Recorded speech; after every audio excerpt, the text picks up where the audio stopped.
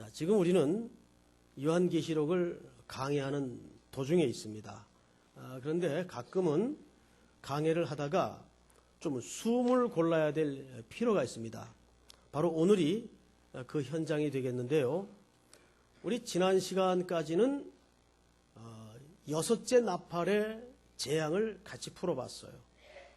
그러면 6째 나팔 재앙의 설명이 끝난 다음에 자연적으로 몇 번째 나팔의 내용이 나와야 됩니까? 7번째 나팔의 내용이 나와야 되겠죠? 그런데 오늘 7번째 나팔의 내용이 나오는 것이 아니고 중간에 전혀 다른 얘기가 등장을 해요. 그래서 앞을 좀 봐주세요. 위치적으로 이런 겁니다. 6째 나팔과 7째 나팔 사이에 오늘 본문은 이렇게 삽입구절에 해당합니다. 우리가 이제 말을 하다가도 이럴 경우가 있죠. 뭐라고 쭉 설명을 하다가 내가 왜 이 말을 하냐 하면 이런 말을 해요. 이 말의 의도가 뭡니까? 지금 설명하고 있고 설명 앞으로 하려는 것들이 너무 중요하다. 진짜 목적이 이런 데 있다. 이렇게 확인과 강조 차원에서 반드시 글을 쓸 때도 삽입구절이 필요해요. 이해가 되죠?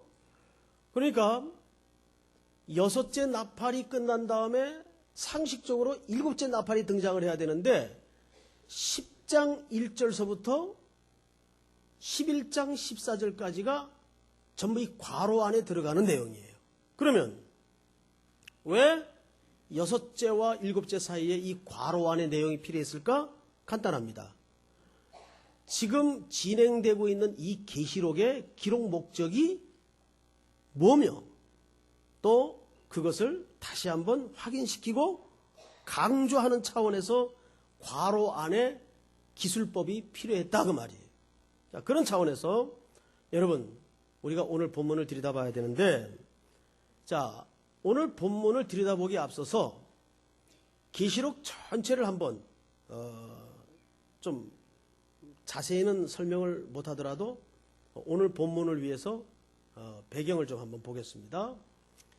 1장서부터 3장까지는 사실상 7교회에 관한 내용이었어요. 맞죠?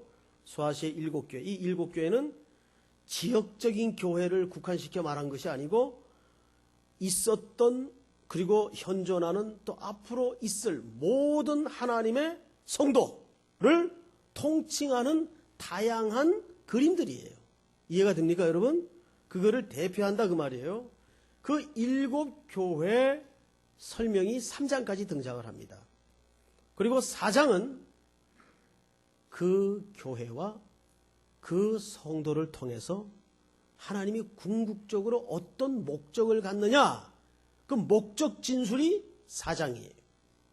그리고 6장서부터는 이제 그 복음을 받아들이지 않는 입맞지 않은 불신세계, 끝까지 복음을 거절한 이들이 겪게 될 엄청난 재앙들이 겹쳐지고 중첩돼서 7인, 7나팔, 7대접으로서 묘사가 됩니다. 자, 그러면 이쯤 해서 우리가 설명을 끝내고 그 6장과 7장 사이에 6번째 나팔과 7번째 나팔 사이에 이 괄호에 해당하는 이 내용이 어떤 목적을 갖는다고요? 첫째, 다시 한번 계시록의 기록 목적을 확인시키고 그것을 강조하고자 하는데 이 기록에 의도가 있다 그 말이에요. 자, 그런 차원에서 우리가 10장 1절을 보십시다. 그러니까 이 내용은 나팔 재앙에 관한 내용이 아닙니다. 괄호 안에 들어와 있는 내용이다 그 말이에요. 10장 1절 내가 또 보니 힘센 다른 천사가 구름을 입고 하늘에서 내려오는데 그 머리 위에 무지개가 있고 그 얼굴은 해 같고 그 발은 불기둥 같으며 자 1절만 놓고 보더라도 여러분 이 그림이 어디서 많이 낯익은 그림처럼 여겨지질 않습니까? 물론 이제 한참 됐기 때문에 다들 잊었을 거예요. 자, 4장을 한번 넘어가 보십시다.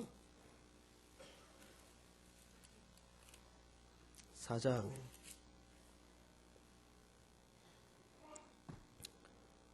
4장은 천상의 예배의 광경을 보여줘요. 누구에게 보여주냐면 소아시아의 7교회에 대해서 쭉 설명을 한 다음에 이 일 후에 4장 1절 내가 보니 하늘에 열린 문이 있는데 내가 들은 바 처음에 내게 말하던 나팔 소리 같은 그 음성이 이르되 이리로 올라오라.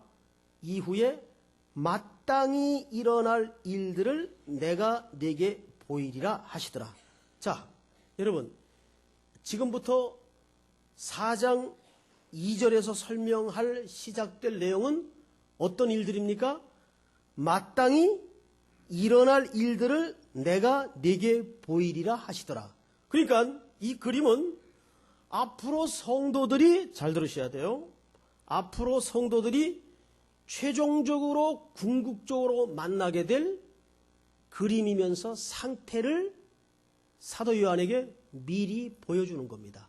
왜? 앞에 1장부터 3장까지가 전부 누구에 대한 설명이었어요?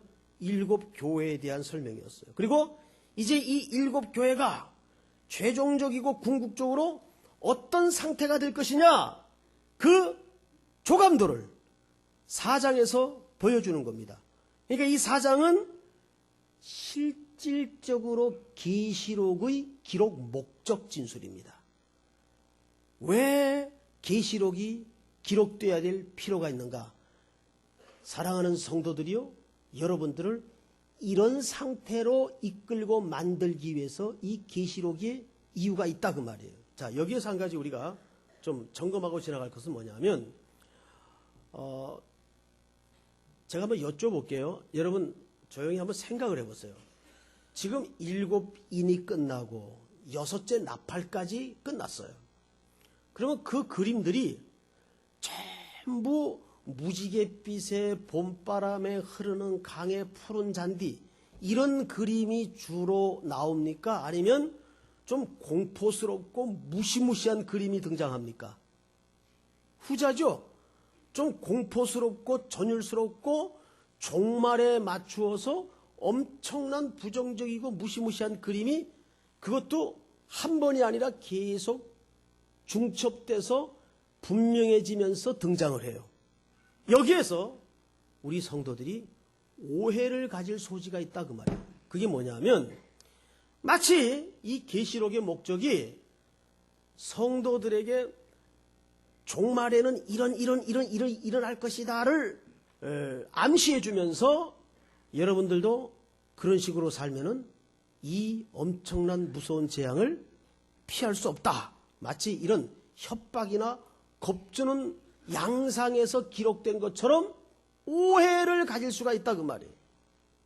그런데 계시록 진술의 진짜 목적은 그쪽이 아니라, 여러분, 그쪽은 우리와 상관이 있는 영역입니까? 없는 겁니까? 상관이 없는 영역이에요. 우리가 진짜 이르를 상태와 영역은 오늘 계시록 4장의 그림이에요. 이걸 위해서 계시록이 쓰여졌다고요. 그러니까 왜 숨고르기를 하고 괄호 안에 기사가 등장을 하냐 하면, 이런 재앙과 이런 부정적인 그림들이 자꾸 중첩되고 반복되고 강조되고 거치다 보니까 그걸 듣고 읽고 보는 사람들 입장에서는 마치 우리가 예수 믿는다는 걸 이런 식으로 오해할 수가 있어요. 첫째, 재난을 피하기 위해서 계시록이 기록된 것처럼, 또는 종말과 심판을 면하는 정도의 차원에서 제시된 하나의 매뉴얼처럼 이 성경을, 계시록을 이해할 수가 있다 그 말이에요. 여러분, 그런 의미가 아닙니다. 계시록의 진술 목적은 그보다 더 높은 차원인 우리가 최종적으로 어떤 상태와 어떤 입장에서 하나님 앞에 서게 될 것인가. 그게 몇 장이라고요? 4장, 천상의 예배의 그림이 등장을 하는 겁니다. 자, 4장 보세요. 2절을 보세요. 내가 곧 성령에 감동되었더니 보라, 하늘에 보좌를 베풀었고 그 보좌 위에 앉으신 이가 있는데 앉으신 이의 모양이 벽옥과 홍보석 같고 또 10장에 나오는 그 무지개가 등장을 하죠. 무지개가 있어 보좌에 둘렸는데 그 모양이 녹보석 같더라. 또 보좌에 둘려 24보좌들이 있고 그 보좌들 위에 24장로들이 흰옷을 입고 머리에 금관을 쓰고 앉았더라. 보좌로부터 번개와 음성과 우레소리가 나고, 그러니까 이 우레소리는 누구의 음성입니까?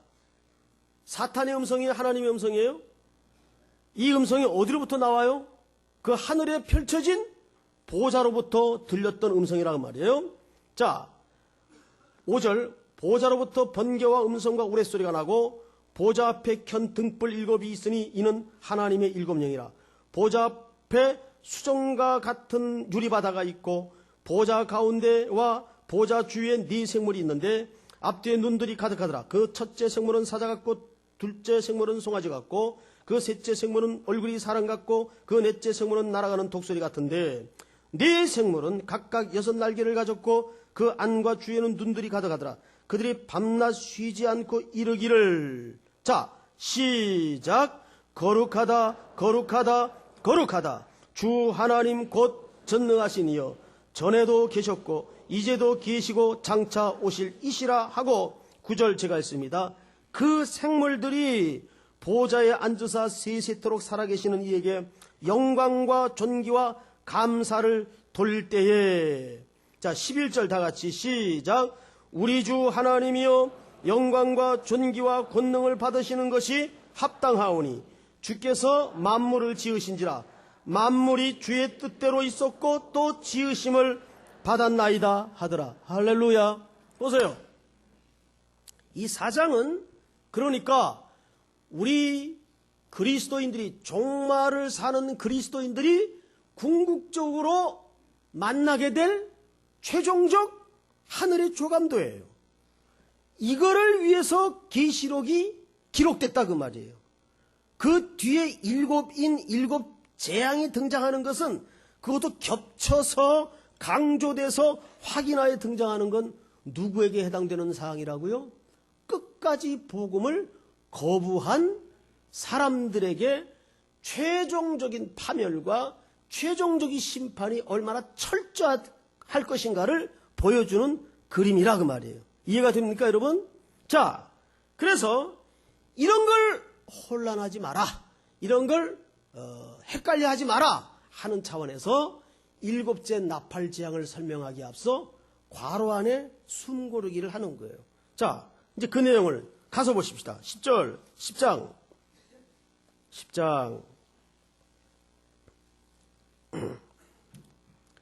내가 또 보니 힘센 다른 천사가 구름을 입고 하늘에서 내려오는데, 자, 여기 구름을 입고라는 말은 성경에서 신적인 그 수송수단을 항상 성경 전체에서는 구름 타고 오실 예수님, 구름 가운데 임재하시는 주의 사자.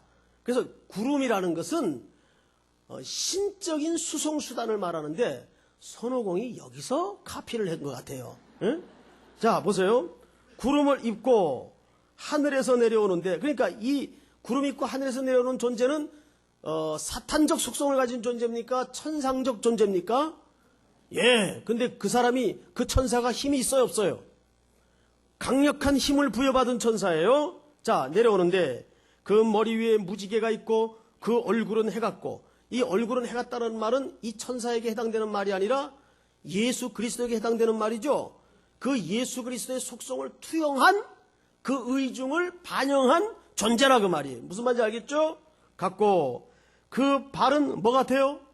불기둥 같다. 이 불기둥이라는 말, 이 발은 심판을 얘기하는데, 자, 2절에 그 손에는 표노인 작은 두루마리를 들고 그 오른발은 바다를 밟고 왼발은 땅을 밟고, 자, 바다와 땅을 오른발 왼발로 밟았죠. 이게 무슨 얘기입니까? 이 땅의 최종적 심판의 권세를 부여받은 힘센 천상적 존재다 그 말이에요. 그래서 바다와 땅을, 즉 이 세상의 모든 것들을 심판할 수 있는 권세를 위임받은 천사예요. 그런데 이 천사의 그림을 잘 보시면 그 손에 뭐가 들려져 있어요. 뭐가 들려져 있어요.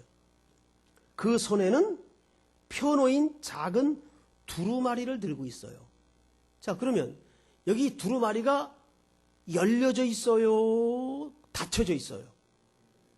열려져 있어요. 열려져 있다는 것은 무엇을 전제한 개념입니까? 이 책이 어떻게 됐었다는 얘기예요? 닫혔었다는 개념이에요. 무슨 말인지 아시겠어요? 이 책은 원래 열려졌던 게 아니라 닫혀있던 책이에요. 자, 어디에 그렇게 써있나? 성경을 보십시다. 5장, 계시록 5장을 보세요. 자, 요한계시록은 쉽다 어렵다? 쉽다. 자, 1절. 요한계시록 5장 1절. 내가 봄에 보호자에 앉으신 이의 오른손에 뭐가 있어요? 자, 이 보호자에 앉으신 이는 천지의 주재자이신 하나님이시겠죠? 두루마리가 오른손에 있는데 안팎으로 썼고 7인으로 어떻게 되어 있는 상태예요? 닫혀진 상태예요. 봉해져 있는 상태예요. 자, 또 봄에 힘있는 천사가 아까 만났던 그 천사입니다. 10장에 나와 있는 천사죠. 또 봄에 힘있는 천사가 큰 음성으로 외치기를 누가 그 두루마리를 펴며 그 인을 떼기에 합당하냐 하나. 3절 하늘 위에나 땅 위에나 땅 아래에 능히 그 두루마리를 피거나 보거나 할 자가 있더라 없더라? 없더라. 자, 여기 보세요. 5장에서 하나님의 보좌에 하나님의 오른손에 들려진 두루마리는 봉해져 있어요. 봉해져 있어요. 이거를 천상적 존재인 힘센 천사가 받아서 어떻게 했어요? 외치기를 두루마리를 펴거나 그 인을 떼기에 합당한 자가 누구냐? 여러분, 이게 무슨 말이냐면 이 두루마리에 감추어진 비밀을 실행하고 이것을 완성할 자가 누구냐 그 말이에요. 누구냐? 그런데 요한이 보니까 그럴 만한 자격을 구비한 자가 있더라 없더라? 어느 쪽입니까? 없더라 말이에요. 없더라. 그래서 4절을 보세요. 그 두루마리를 펴거나 보거나 하기에 합당한 자가 보이지 아니하기로 사도 요한이 웁니다. 내가 크게 울었더니 그 천산적 존재인 장로 중 하나가 한 사람이 내게 말하되 울지 말라. 유다 지파의 사자 다윗의 뿌리가 이겼으니 그 두루마리와 그 7인을 떼시리라 하더라. 할렐루야. 자, 이게 무슨 설명이에요? 그 비밀의 책에 담아진 하나님의 구원의 계획과 이 역사를 주관하는 하나님의 프로젝트가 담아있는데 이것을 유일하게 실행하고 완성할 이가 다윗의 누굽니까? 뿌리. 누구를 가리켜요? 어린 양 예수 그리스도를 가리켜. 그분이 이겼다. 할렐루야. 자, 보십시다. 이게 그냥 사사로운 인간의 해석이 아니라 6절을 보세요. 내가 또 보니 보좌와 네 생물과 장로들 사이에 한 어린 양이 서 있는데 일찍이 죽임을 당한 것 같더라. 그에게 7뿔과 7눈이 있으니 이 눈들은 온 땅에 보내심을 받은 하나님의 7영이더라. 이게 무슨 말이에요? 그 죽임당한 어린 양 예수 그리스도께서 온 땅을 통치하는 만왕의 왕으로서 하나님의 계획을 그 두루마리 책에 담아진 비밀의 내용들을 온전히 준행하고 온전히 실행하고 온전히 이루고 온전히 완성할 분. 누구예요? 어린 양 예수 그리스도. 할렐루야. 자, 이건 뭘 얘기하는 거예요? 여러분, 한 가지를 얘기하는 겁니다. 이 역사가 수천 년 수만 년을 통해서 뒤집어졌다 엎어졌다 음모와 술수와 살인과 전쟁과 불협화음과 부당함과 몰약과 이런 일로 이 죄된 세상 죄된 인간들이 엉켜가지고 뒤죽박죽 사는 것 같지만 이 역사는 누구의 섭리대로 갈 것이다. 어린 양 예수 그리스도의 섭리대로 갈 것이고 그분의 계획대로 마름될 것이다. 이것을 이렇게 설명하는 겁니다. 그러니까 여러분, 이 본문은 이 혼란한 가치 시대를 살아가는 이 모순된 허무가 가득한 절망과 비통이 가득한 몰 이해가 가득한 세상을 살아가는 우리들에게 더 이상 있을 수 없는 확고한 안위의 말씀인 줄을 믿으시기 바랍니다. 왜? 여러분, 어떤 진리도 이 역사는 교회를 통해서, 성도를 통해서 예수 그리스도가 진행하시고 예수 그리스도로 완성될 것이며 그분이 끝을 맺는 것임을 믿으시기 바랍니다. 하나님이 이 역사를 뭘 통해서 승리하세요? 교회와 하나님의 백성 공동체를 통해서 승리하신다는 약속의 말씀이에요. 믿습니까, 여러분? 자, 이제 10장을 다시 보세요. 오늘 본문. 이거는 제가 왜 이렇게 열을 내냐면 너무 중요하기 때문에, 너무 중요하기 때문에. 저 인간은 뭐 매주 중요하다 그러더라. 그렇게 들으시면 안 되고 매주 중요합니다. 매주. 자, 이제 2절을 보세요. 그 손에는 이 책이 지금 어떻게 돼 있어요? 열려 있어요. 열려 있어요. 누가 이 전쟁을 이미 승리해 놓으셨기 때문에 십자가에서 구원의 완성을 이루시고 역사의 저편에 끝날 그 역사까지도 어린 양 예수 그리스도가 승리해 놓으셨기 때문에 이 책은 이제 열려 있어요. 자, 보세요. 그 손에는 펴놓인 작은 두루마리를 들고 그 오른발은 어디를 밟았어요? 바다를 밟고 왼발은 땅을 밟고. 이 말은 뭐예요? 그분이 이 세상 주관자들 위에 만왕의 왕이시고 최종적 심판자란 뜻입니다. 믿습니까, 여러분? 자, 그런데 3절 보세요. 그때 사자가 부르짖는 것 같이 큰 소리로 외치니 그가 외칠 때 7 우레가 그 소리를 내어 말하더라. 여기 7 우레가 말했다는 말은 우레가 7번 또는 7개 이런 개념이 아니고 이 우레는 누구의 음성이에요? 하나님의 음성이에요. 요한계시록 5장에서도 하나님의 음성이 뭘로 묘사됐어요? 우레소리로 묘사됐어요. 이건 다 무슨 표현이에요? 문학적 표현이에요.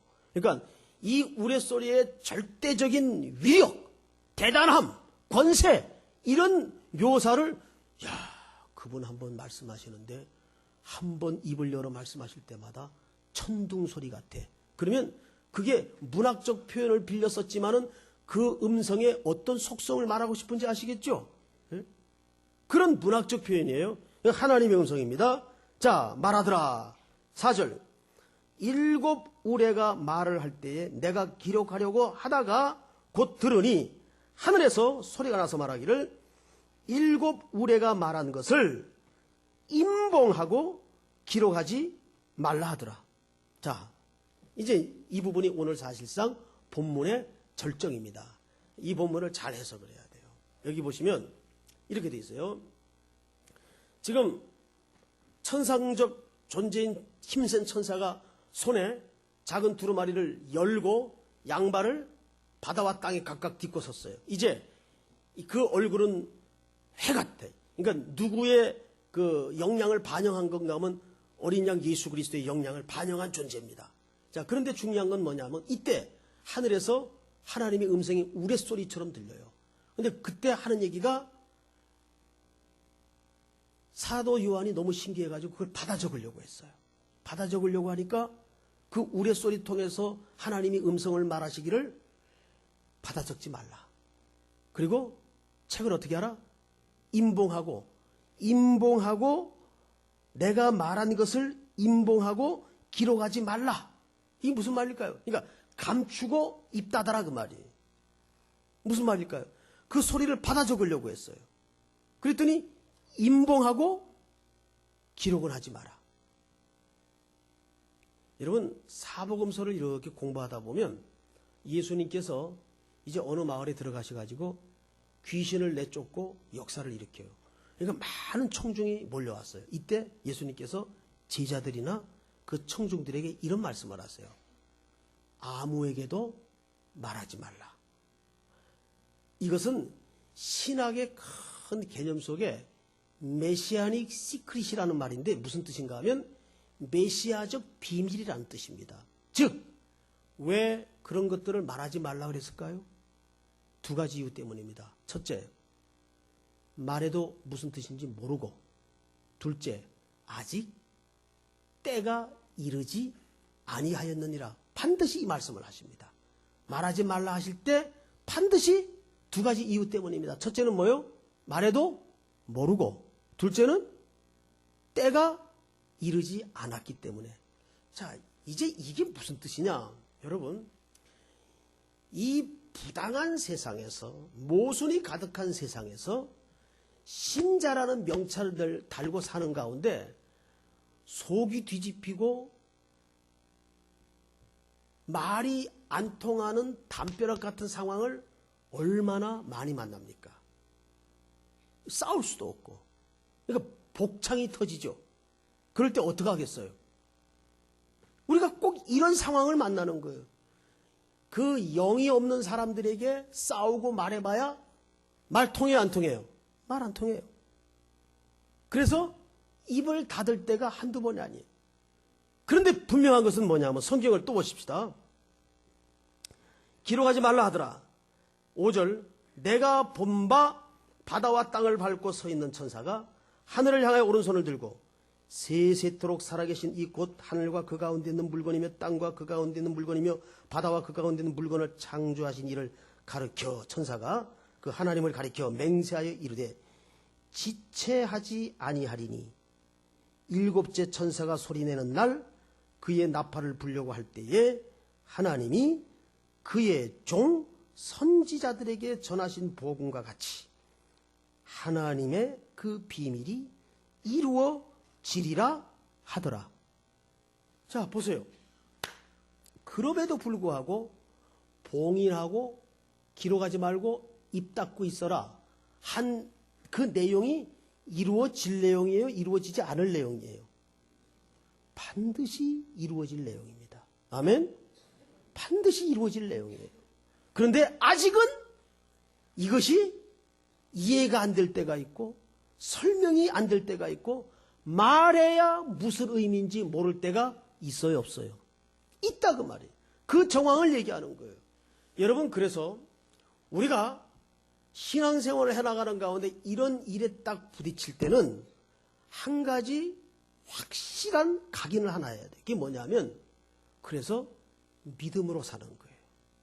지금은 저 사람들에게 이 일이 설명될 수 없지만, 내가 아무리 무슨 말을 해봐야 설득이 안 되지만, 안 된다고 해서 그 일이 실현되지 않는 겁니까? 뭐라 그랬어요? 그 비밀이 이루어지리라 하더라. 그 책에 있는 모든 내용들이 우레소리 같은 하나님의 계획들이 반드시 이루어질 것이다. 여기에서 우리 신자들이 현주소가 있습니다. 그 현주소가 뭘까요? 우리도 그런 복창이 터질 답답한 일들을 한두 번 만나는 게 아니에요. 한두 가지 만나는 게 아니에요. 진짜 어떤 때는 가능만 하다면 여기를 열어서 보여주고 싶을 때가 있어요. 그런데 이 사회라는 구조적 악 속에서 한마디 못하고 등신처럼 살아가야 될 때가 얼마나 많은지 몰라요. 야, 뭐 이러자고 내가 예수 믿었나? 확 이걸 엎어? 이런 유혹이 얼마나 많아요. 목사가 이 정도 유혹을 받을 찐된 여러분들은 얼마나 오죽하겠어요. 자, 그런데 로마서 8장을 보십시다. 로마서 8장. 이제 오늘 찾을 마지막 본문이에요. 로마서 8장을 다 여세요. 28절부터 1, 2, 3부 때 이 본문을 읽다가 6사람이 뒤로 넘어졌어요. 6사람. 응? 자, 28절 제가 읽습니다. 우리가 로마서 8장 250쪽이 되겠습니다. 찾으셨죠? 네, 아직도 팔라닥거리는 분들이. 다 찾으셨나요? 예. 28절. 우리가 알거니와 하나님을 사랑하는 자 곧 그 뜻대로 부르심을 입은 자들에게는 모든 것이 합력하여 뭐를 이루느니라? 자, 여기 모든 것은 뭘 말할까요? 좋은 일만? 행복한 일만? 내가 원했던 일만? 아니에요. 이제 끝을 보시면 압니다. 29절 시작.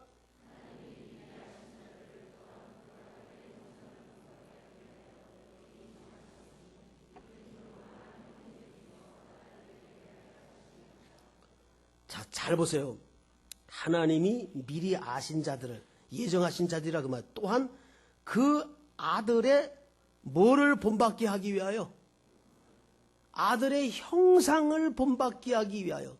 그러니까 하나님의 우리를 부르신 진짜 목적은 우리를 이 세상에 썩어질 복을 주기 위해서 부르신 그 목적이 아니고 뭐를 본받게 하기 위해서? 하나님의 형상을 본받게 하기 위해서 우리를 부르셨다 그 말이에요. 또한 그 아들의 형상을 본받게 하기 위하여 미리 정하셨으니 이는 그로 많은 형제 중에서 맏아들이 되게 하려 하심이니라. 30절 시작.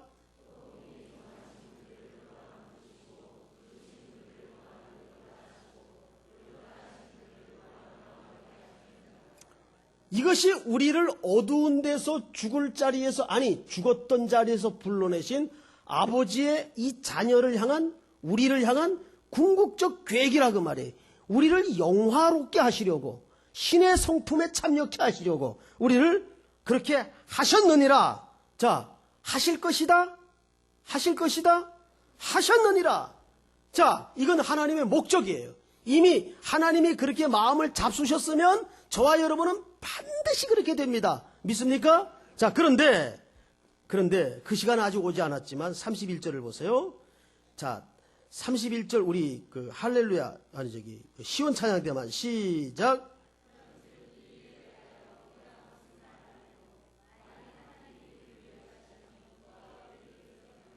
자, 우리 시온 찬양 때 좀 절 보세요.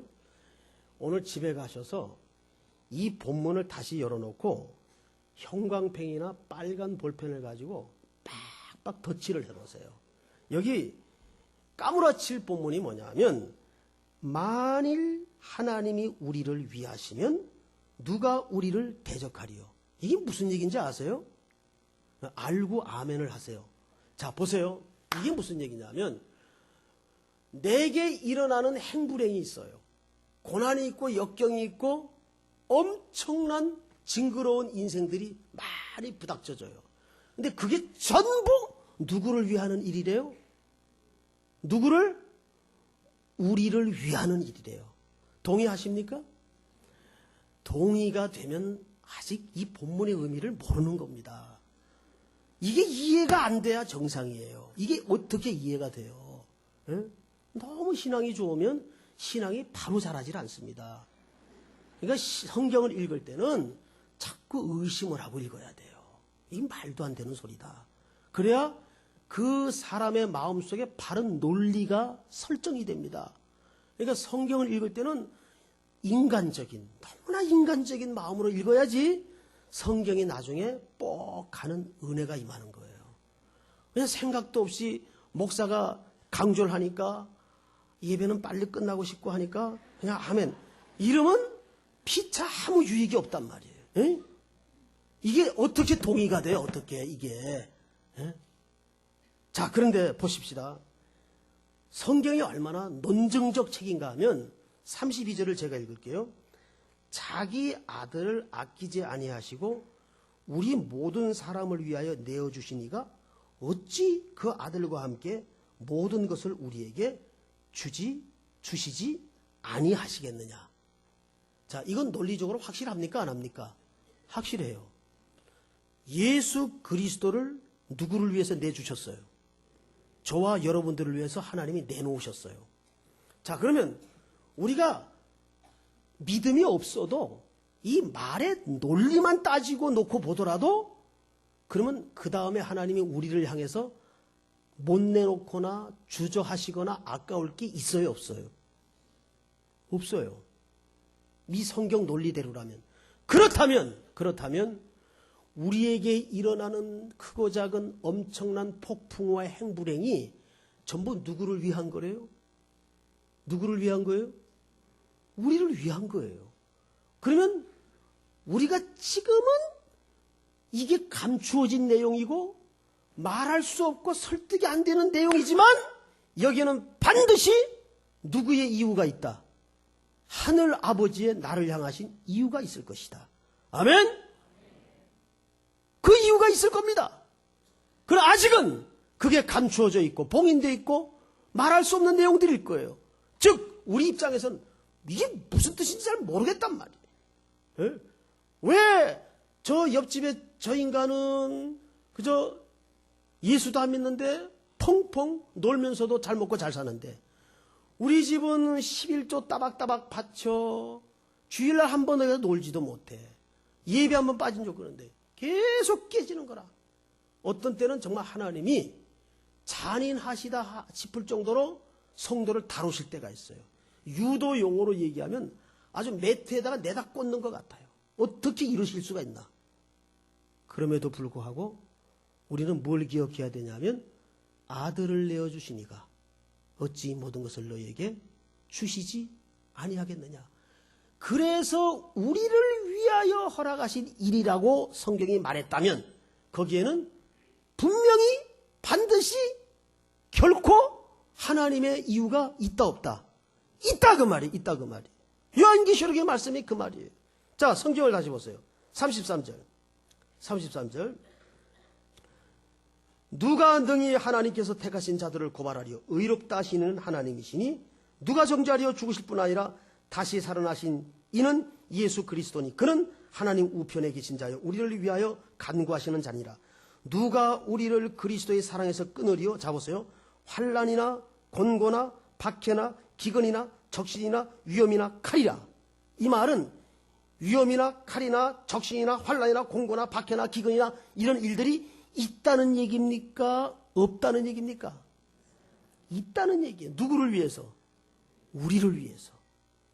우리를 위하신대요. 이런 일들로. 이게 어떻게 척 이해가 되냔 말이에요.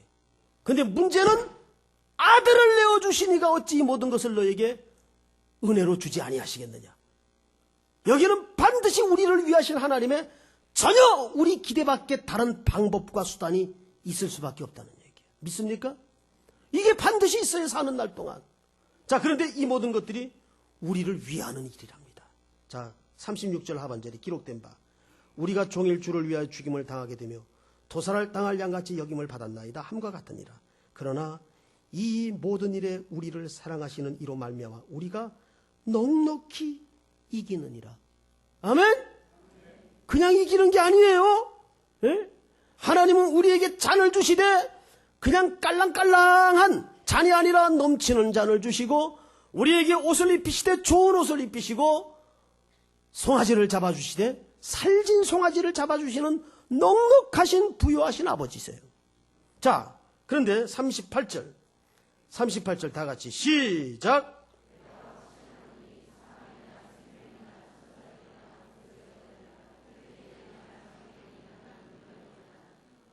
자, 39절 다 같이 읽습니다. 높음이나 깊음이나 다른 어떤 피조물이라도 우리를 우리 주 예수 그리스도의 사랑, 하나님의 사랑에서 끊을 수 없으리라. 아멘. 왜? 예수 그리스도를 통해서 이 역사가 진행이 되고 완성될 것이기 때문에 그 안에 우리가 그분의 신부로 부름받은 교회요 성도이기 때문입니다. 오늘도 지금은 이해할 수 없고 말할 수 없고 감추어질 수밖에 없는 수많은 인생의 폭풍우들이 이 역사가 마름하는 날 또 오늘 현재 그 일이 진행되고 있다 할지라도 아무도 하나님의 사랑 안에서 끊어낼 수 없는 존재라는 것을 기억하여 이 말씀 붙잡고 이 6월 한 달도 승리하는 저와 여러분들이 될 수 있기를 주의 이름으로 축복합니다.